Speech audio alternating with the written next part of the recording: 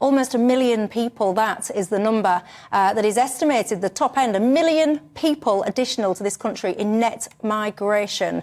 I'm just going to cut straight to the chase. First and foremost, this is way off forecast, depending on whose forecast you believe. Do you think it's manageable? I think that most forecasts in this country, whether it be about migration in an example like this, or indeed the Bank of England's forecast, which said we were going to be going into recession and now we're not yet again, tend to be off to the detriment of the standing of the government of the day. And we are like Charlie Brown running up to kick the football, always believing that Lucy will hold it in place and forever falling on our collective behinds, because we then let them tell us another set of predictions and go along as if they are true.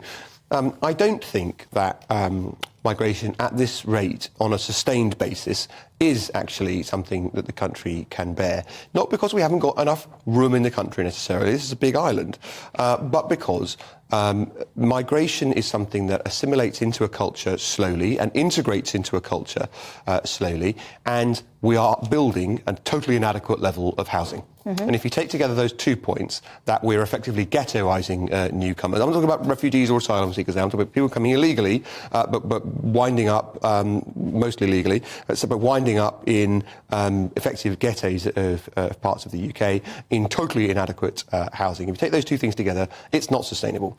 And if you look at the other extreme of this, and the example is ahead of us, Angela Merkel said in Germany that there was no limit to the number of refugees and asylum seekers that her country would take. It turned out that wasn't true. The limit was about 1.5 million, and they wound up with huge numbers of people, basically with a satellite camp made up almost entirely of migrants stuck on the side of small German towns, with no more infrastructure, no more resource, and no real prospect ever of integrating into the community they've been dumped next to. So I'm afraid I don't think it's sustainable, and I think that it's going to be probably the main issue at the next election. Scarlett? I think you have to step back and think about why the migration. I don't know whether the figures are right. I tend to be like Alex. I think they're probably way over. But actually, there is a real issue with migration, and we see it from Ukraine. We see it at the moment with Sudan. We certainly see it as with climate change. And what we actually have to do is we have to get together, frankly, as Europe, and start saying, what are we going to do? Because what do we say? We're not going to have any of these? We think that all these people in Calais should just stay in France? Let France take them. Let Germany take them. I mean, actually, there is an international problem. We know that in Africa, that most poor African countries have masses of migrants, right? I was on holiday in Jordan. In Jordan, they took 1 million Syrian refugees, an incredibly poor country. What we need, we actually need a serious look at it, instead of being Fortress England, Fortress Britain. But that's a UN and related bodies point, with which actually I agree. It may be an unpopular view on this channel. I believe in us taking more legitimate asylum seekers and refugees through the routes of international organisations, effectively giving people the safe routes that are being clamoured for in this debate about Calais. What's the driver for that? Is it more about the safety of others, or is it about, I don't know, boosting the labour market here? What drives that? No, it's about a moral imperative for a wealthy country to do its bit. And it also would be the answer to those saying there is no safe route and therefore it's OK to pay a people smuggler, go across Europe and come across one of the busiest bodies of water in the world, putting yourself and others at risk, despite the fact we've told them not to come. So there is all of that. But actually, no disrespect meant to Scarlett, but the discussion about Calais and so forth, which is a problem, is, whilst eye-catching, in the low thousands. What we're talking about here is 1 million people coming lawfully as people who want to come and live in the UK. It's a completely different policy debate about whether there's a number at which you say, now is the time to stop. Now, I actually am in favour of free migration up to our country to decide what, and discriminating in the true sense of the meaning of the word discriminate. So to say, for example, we need more doctors for the next 5 years, make it easier for people with medical backgrounds to come to the UK. We don't need people of that background, make it, frankly, harder for people with those skills and qualifications to come. That is, in my view, entirely reasonable for a country to do, for a government to do, and it's part of why we voted for Brexit, to exercise meaningful control over our borders. So I'm going to paraphrase, but you would agree, for example, with caps, limit caps? I would absolutely agree that the government's entitled to have caps, and then I do it on a policy, I exercise that policy on a case-by-case basis. Right now, I think I'd exercise it. Would you agree with caps? I just don't think they work. I mean, David Cameron got in saying we're going to have a cap, and it's never that we're going to get down from hundreds of thousands to tens of thousands. Yeah. It's never happened. I mean, the problem with caps is they don't work. So you can have Alex's people, which is people coming for work, people coming to join their families, and then and students, right? So are we capping all of those? And then you can't cap refugees. Well, there is a problem. I think it was Theresa May who insisted that students counted in the immigration cap. For me, it was mad. Right? You're coming for an accredited course. You're staying for a set period of time, by definition, and you should be able to be monitoring those people. They're registered with an educational institution. They pay well over the odds for the education. Absolutely. HE depends on either send them back or not. And it's not just students, of course, it's the families as well, if they do decide to bring them over. One of the arguments that people will have is people will perhaps look back to 2004 when the EU expanded and the UK, the Labour government, made that decision that, right, what we're going to do, we're not going to put any transitional controls when it comes to access to the labour market. We'll just do a huge free-for-all. I think they estimated top end about 13,000 people would come. In 1 year alone, it was about 112,000 people. Yeah, it was a mistake. I mean, there's no question that what happened with Romania and Bulgaria coming into the EU was that Tony Blair was told, as you said, I mean, I think he was told 50,000 and it was 500,000. He was certainly given the wrong figure. He thought it wasn't going to be a problem. It was a problem. It was certainly a policy mistake. No question about it. When you say we need to talk to Europe, that was back when we were, in literally a political union with Europe, and they still didn't seem to realise that other countries like Germany, they use maximum transitional controls. They've blocked their labour market for 7 years. But we could have done. Yeah, we could have done, yeah, and we didn't. And we chose not to, right? And so actually, we can't blame Europe for that. Look, I'm a profound Brexiteer, and I don't. That was a decision very badly made by the Labour government of the day. But I would make this other point. Whilst we got the benefit of some very good people coming and being labourers and craftsmen in our country, whether they were from Bulgaria or Romania or indeed Poland, a lot of those people returned to their home markets during coronavirus and or around and after the Brexit period.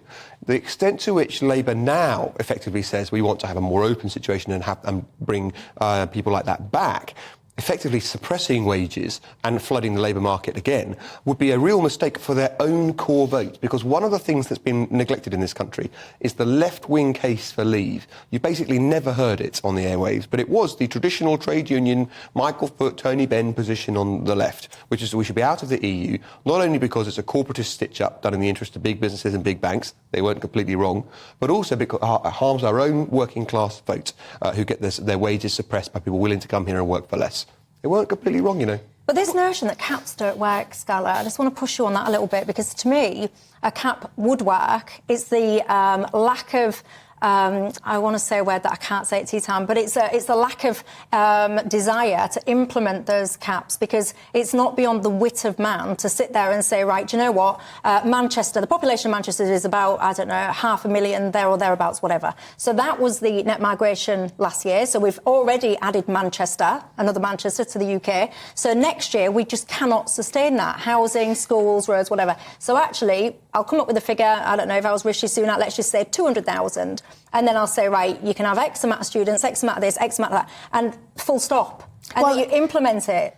So it doesn't work. Because why? The reason it doesn't work is the minute you say you can have X amount of students, you'll get the higher education institutes. I mean, as Alex said, they rely on foreign students because foreign students pay so much. So we've already got an argument about foreign students. So there's that. Then there's we need people for the labour market, right? That we need. I mean, we need more doctors. We need about more nurses. 400,000 off our pre-COVID heights. Right. But then that force industries to be quite creative in the way that they're training and recruiting. You've got about But we need them now. But you've got about 5 million people in this country sitting in out-of-work benefits. Get them lot incentivised to get into the world of work. Actually, most of the people who are on out-of-work benefits cannot work for one reason or another. I bet there's a mass chunk that can. I find that quite unlikely, just on the sheer numbers. Well, what was it? The Spectator looked at it and said the real problem is long-term health problems. Why have we got long-term health problems? Because nobody can get a wretched operation, right? Because and by the time you get it, your hip or your knee operation, you're so used to. You've had it.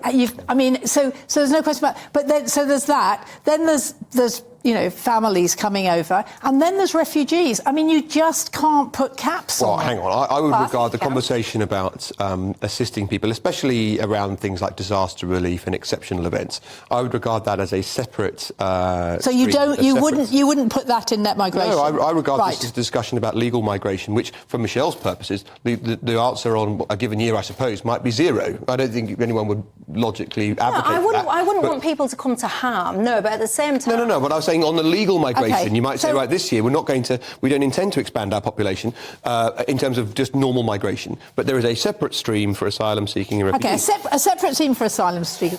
Separate team for students? Yeah, I'd leave students out of this. Already, this net migration is actually down to people joining their families and people coming here for work, right? And But those are two very significant streams of. I know, and you talk to the farmers who say, we've got fruit and vegetables rotting in our fields because we haven't got the agricultural labourers. You go to the NHS. That's because many Brits now are too burn idle to get out into the fields. Because when I was growing up, my siblings, their friends, that's what they used to do. They used to get picked up in minibuses. They used to get taken to the farms nearby where we lived in Hull, and they used to pick, I don't know what it was, cucumbers or whatever. If you said to teenagers now, right, you get in this minibus and off you pop and you're going to sit in the greenhouses and you're going to pick, they'd laugh in your face.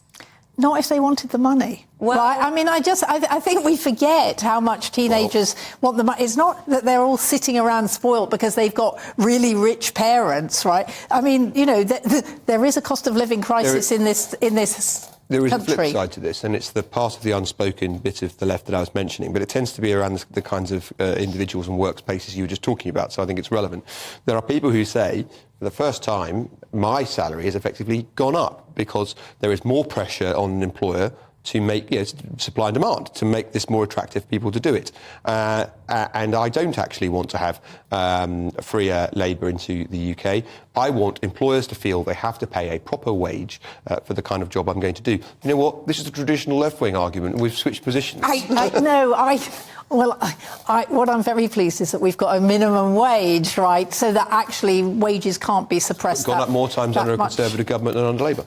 I'm trying not to have a sort of party political argument. I'm actually trying to say that there is a solution. But what you say, there should be a cap on net migration, but we shouldn't count refugees, shouldn't count students. We have to have people we need for work. So actually the only people that you're really saying we can't have are people joining families. And by the way, if you're going to put a cap on or whatever figures you want to have, there should be a complete infrastructure programme that is directly connected to population growth. So, you know what, if you lot are saying caps don't work and this government insists on increasing the population by the size of Manchester and thereabouts every year, then they should commit roads, schools, GP surgeries, all the rest of it, but they're not, and therein lies the problem.